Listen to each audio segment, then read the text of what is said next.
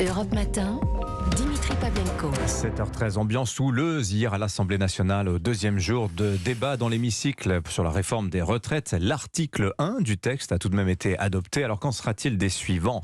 Bonjour Jean-René Cazeneuve. Bonjour. Bienvenue sur Europe 1. Vous êtes député Renaissance du Gers. Vous êtes aussi le rapporteur général de la Commission des finances de l'Assemblée. Alors on va parler des manifestations d'hier, mais d'abord le débat parlementaire. C'est votre bataille en ce moment. Je le disais, l'article 1 du projet de loi a été adopté hier. 246 voix contre 229. Vous diriez que ça s'est bien passé globalement pour une deuxième journée quand même mouvementée, hein. Oui, ça s'est bien passé, d'autant plus que vous savez, certains avaient annoncé du côté de la NUPES qu'ils allaient transformer l'Assemblée nationale en ZAD. Alors ils ont tout fait, on a eu le droit à la motion de rejet, on a eu le droit à la motion référendaire, on a eu le droit à la commission spéciale, on a eu le droit à 20 000 amendements, on a eu le droit à des rappels.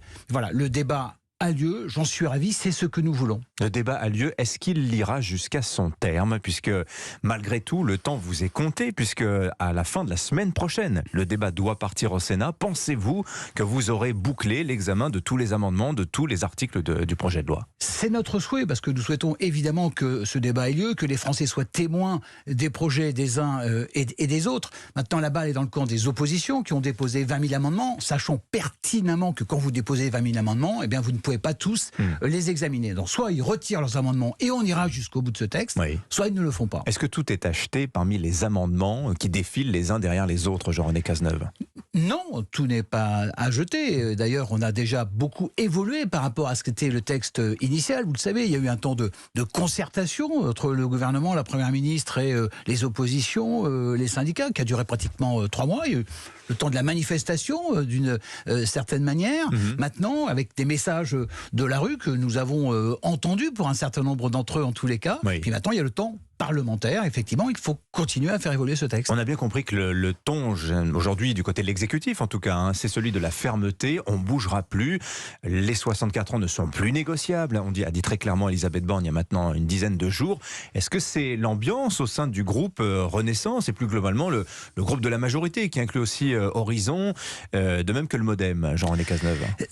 Ce qui n'est pas négociable, si vous voulez... Ce sont les 64 ans, hein, l'âge de départ. Non, ce qui n'est pas négociable, c'est le déficit qui attend notre régime de retraite sur les 25 premières années, si tout se passe bien. Oui. Si tout se passe bien dans la meilleure des hypothèses. J'allais vous dire que oui, puis c'est pas négociable, c'est déjà très très largement négocié, au vu des concessions qui ont été faites et qui coûtent relativement cher, qui piochent dans les économies prévues. Oui, il y a effectivement 17 milliards d'économies, à peu près aujourd'hui 4 milliards de mesures de justice, parce que nous voulons à la fois équilibrer notre système de retraite, sauver notre système de retraite, mais réduire les inégalités que nous constatons aujourd'hui, que tous les Français constatent aujourd'hui pendant la période de retraite. Donc, vous dites qu'il y a eu trop de concessions jusque-là, Jean-René Cazeneuve, ou bien ce que vous avez concédé était nécessaire, mais il faut s'arrêter? Écoutez, il faut s'arrêter à un moment donné, d'abord, parce qu'il y a une réalité économique qui s'impose à nous. Vous connaissez la situation des finances publiques. Moi, je suis rapporteur général du budget, donc je suis là, évidemment, pour que chaque mesure sociale, aussi juste soit-elle, aussi importante soit-elle, doit être finançable. Donc nous avons une responsabilité vis-à-vis des Français. Alors comme vous êtes un budgétaire, justement, je m'intéresse avec vous à cette question, le cas Aurélien Pradié, le vice-président délégué des Républicains, qui redit dans le Figaro ce matin qu'il ne sera pas content tant qu'on n'aura pas réglé le problème de ceux qui ont commencé à travailler très jeunes, 16, 17, 18 ans, et qui vont devoir cotiser 44 annuités. Lui, il refuse de croire Elisabeth Borne, la Première ministre, quand elle explique que sa demande coûterait 10 milliards d'euros par an. Est-ce que vous maintenez ce chiffre, Jean-René Cazeneuve, ou bien c'est Aurélien Pradié qui a raison?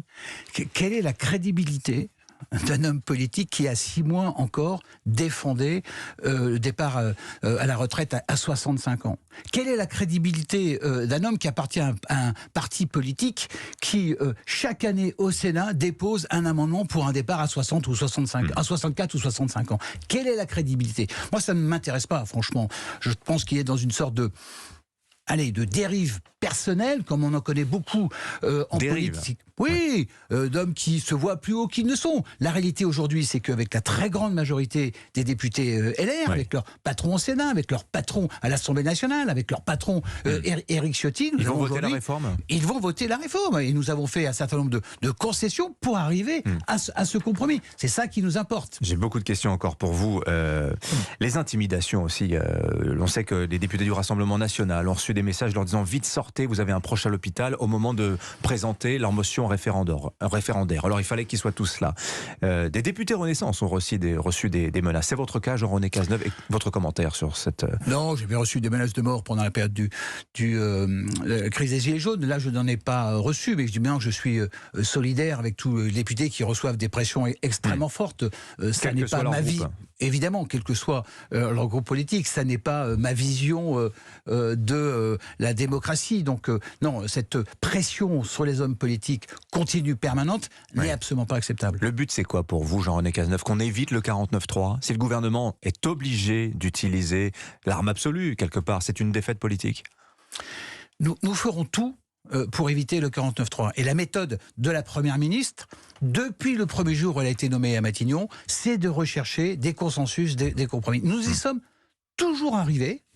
Sauf évidemment sur les deux textes budgétaires, à la fois le budget de la France et à la fois le budget de la sécurité sociale, où par définition les oppositions s'opposent. Et donc, mais à part ça, sur l'ensemble des autres textes, nous avons toujours réussi ces compromis et c'est ce que nous souhaitons. Vous avez dit tout à l'heure, on entend ce qui se passe dans la rue. Alors vous n'avez pas dit on écoute, vous avez dit on entend. Comment vous analysez la baisse de mobilisation quand même hier? C'est quoi? C'est le déclin? C'est le mouvement qui reprend son souffle? C'est un mouvement extrêmement important et moi je respecte ceux qui manifestent. C'est dans notre Constitution, c'est leur droit. Bon, mais ça n'est pas la rue qui gouverne.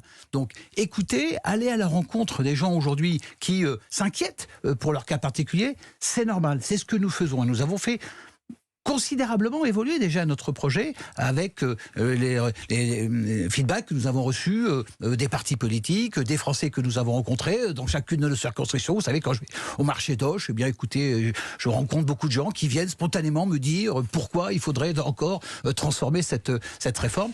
Et on le fait, c'est ce que nous faisons. Et le débat à l'Assemblée nationale, qui dure 50 jours quand même, entre le début et la lecture définitive, doit permettre ces évolutions positives. Merci Jean-René Cazeneuve, député Renaissance du Gers et rapporteur général de la Commission des finances de l'Assemblée, au micro d'Europe 1 ce matin. Merci à vous, bonne journée.